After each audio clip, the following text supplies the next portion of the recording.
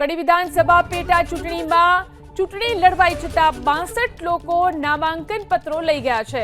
અત્યાર સુધીમાં 3 ઉમેદવારોએ ફોર્મ ભર્યું। હજી સુધી ભારતીય જનતા પાર્ટી અને કોંગ્રેસ પાર્ટી દ્વારા કડી વિધાનસભાની ચૂંટણી માટે ઉમેદવારોની જાહેરાત થઈ નથી। શંકરસિંહ બાપુની પ્રજાશક્તિ ડેમોક્રેટિક પાર્ટીના ડોક્ટર ગિરીશ કાપડિયા, સરદાર વલ્લભભાઈ પટેલ પાર્ટીના કમલેશભાઈ મકવાણા તેમજ રાઇટ ટુ રિકોલ પાર્ટીના જયેન્દ્ર કરસનભાઈ રાઠોડ દ્વારા કડી પ્રાંત કચેરી ખાતે નામાંકન પત્ર ભરવામાં આવ્યા છે। તો અત્યાર સુધીમાં કુલ 62 નામાંકન પત્રો લઈ જવાયા છે। સોમવારે બપોરે 3 વાગ્યા સુધી ફોર્મ ભરી શકાશે। જો કે હજી સુધી કોંગ્રેસે અને ભાજપે તેમના ઉમેદવારના નામ જાહેર કર્યા નથી। તો મહેસાણાની કડી વિધાનસભા પેટા ચૂંટણીમાં 3 ફોર્મ ભરાયા છે।